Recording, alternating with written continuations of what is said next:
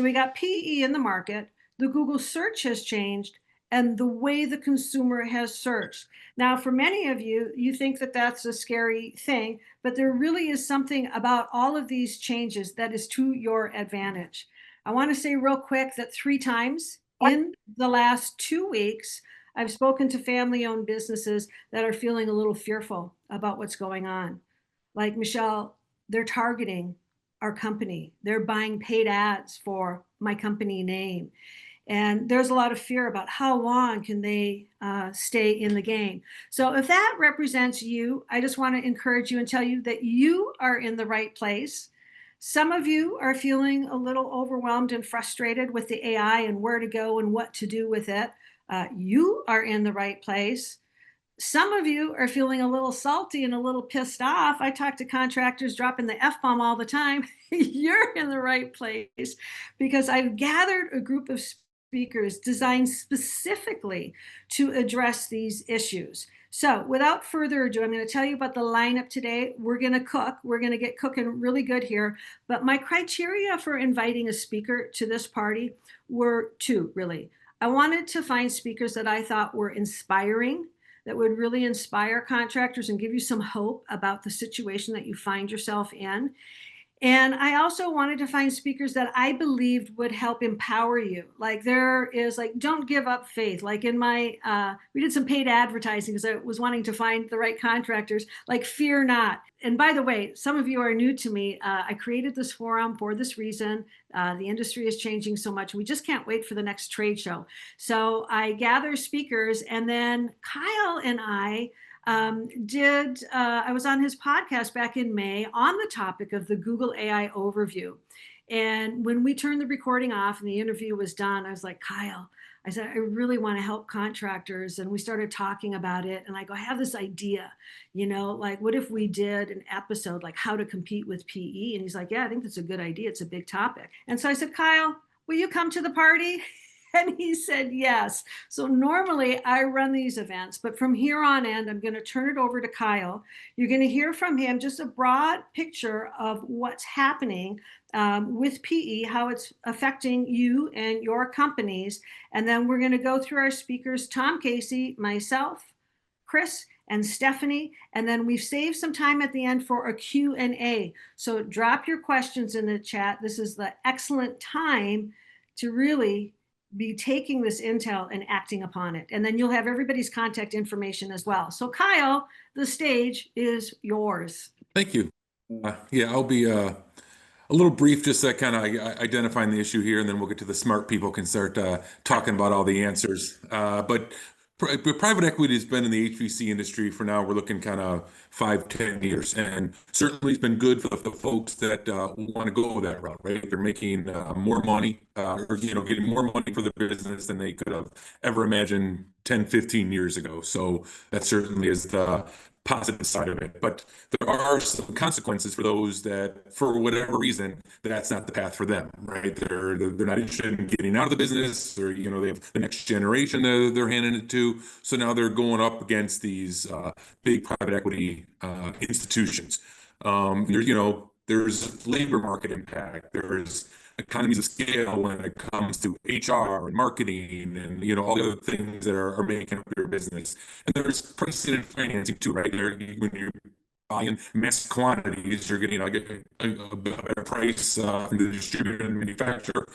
Same goes with financing. So to identify it, it's still going strong. And actually, the people I talk to, we're almost in the second wave of private equity. This is an issue that's going to stick for a while. So it's if you're fighting against it in your market, it's the time to get prepared for that. Everyone is talking about PE and like this doom and gloom and this insurmountable challenge. And I think PE is the exact opposite. I think PE is not the enemy. I think PE is the opposite of the enemy. I think PE is going to rise the tides, like you were saying, and all the boats are going to rise with it. PE has legitimized the trades we're talked about now in major business and Wall Street. The valuations are ridiculously up. PEs operate in a smarter way, forcing us to be smarter. And they have a very much a financial focus, which I'm sure Chris can talk about at some point. Like most contractors, we didn't have a financial focus. And now we must have one, whether we intend to sell or not sell. And the other thing I think that gets ignored, it's complained about, is their pricing. Their pricing. But the fact is they've raised the pricing and made it easier for us to raise our prices to where they really should be to be profitable at double digits and beyond. And so the idea of working with somebody who has a PE in the market says, are you willing to think differently? Are you willing to see the glass as half full instead of half empty? And admit the strategies where they're going to be better than you. The fact of this PE market is that they're going to be more well-funded than you or me. You're not going to be able to match their dollars, period. They're going to come after you and try to bludgeon you and bury you with dollars because that's their strength. But all that means to me is that we need better rocks like David had when he had to fight Goliath. And so my job in going into helping a client is saying, how do we find those better rocks for you? Here's the thing, and I think this is why I resonate so much with Tom. We met for coffee and it was just like we're on the same page. Like, this is not a like, oh my God, the sky is falling. This is a, oh hell yeah, there's a window of opportunity that exists today because PE is in your market. So when we talk about the old way, so websites, and I'm not dissing websites, I'm not doing that at all, but a website is just one asset, okay? And they are slipping in the rank. And the old game was to outrank somebody else's website to get further up in the search and to get up on the map. But even the map is no longer at the top of the search.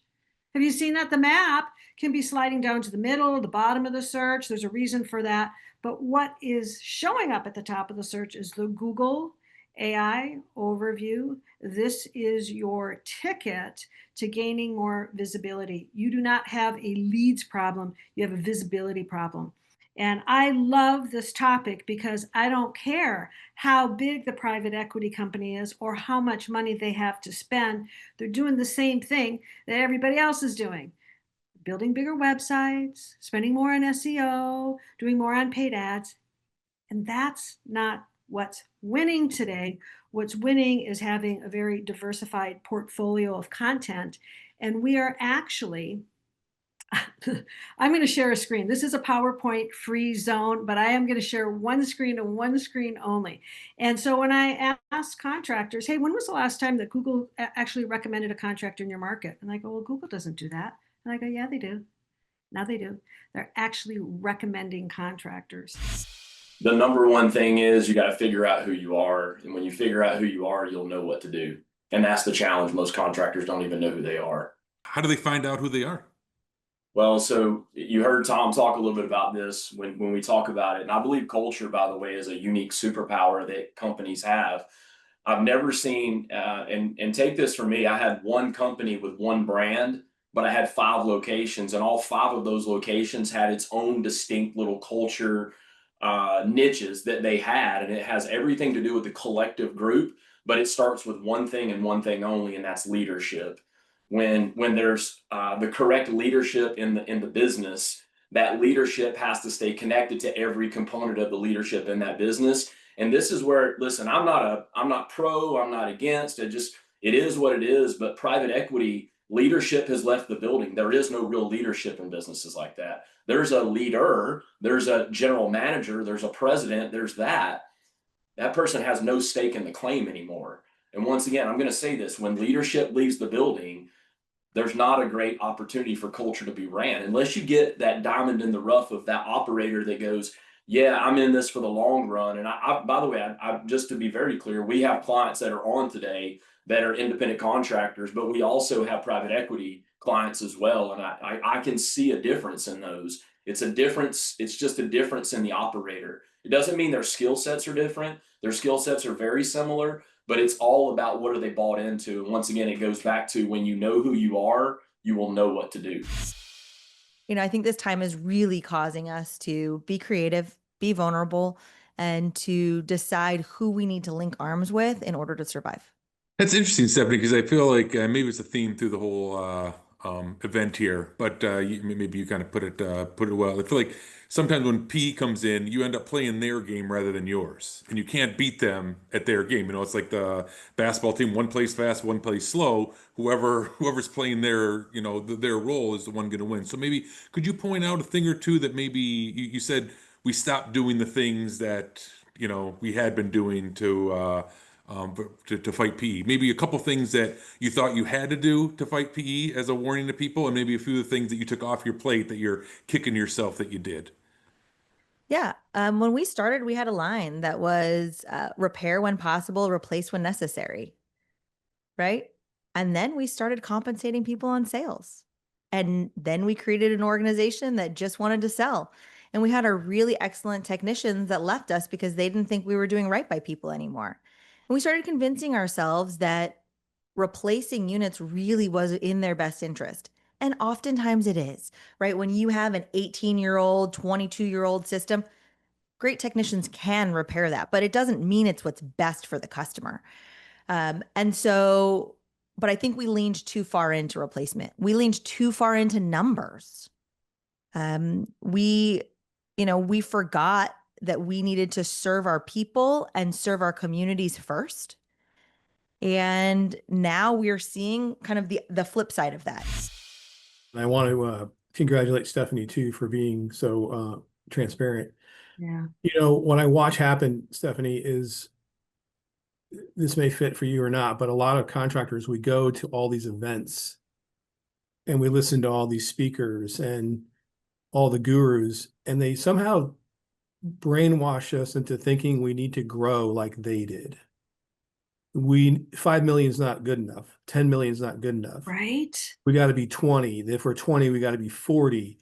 And we watch them on social media, and they have private planes, they drive Rolls Royces, and they have Rolex watches and all these things, which is awesome, by the way. I hope they're all true. But the reality of it is most of it's bullshit. You know, I talk to people, and I talked to somebody who was $5 million making 20% net. He's making $1 million a year. And he's like, I want to grow. And I'm like, well, tell me why you want to grow. He's like, so I'm supposed to. I should be $10 million, but you live the best life ever at $5 million. What? And it was gurus. It was somehow he's got the impression if he's not growing, he's failing. And you set your own score.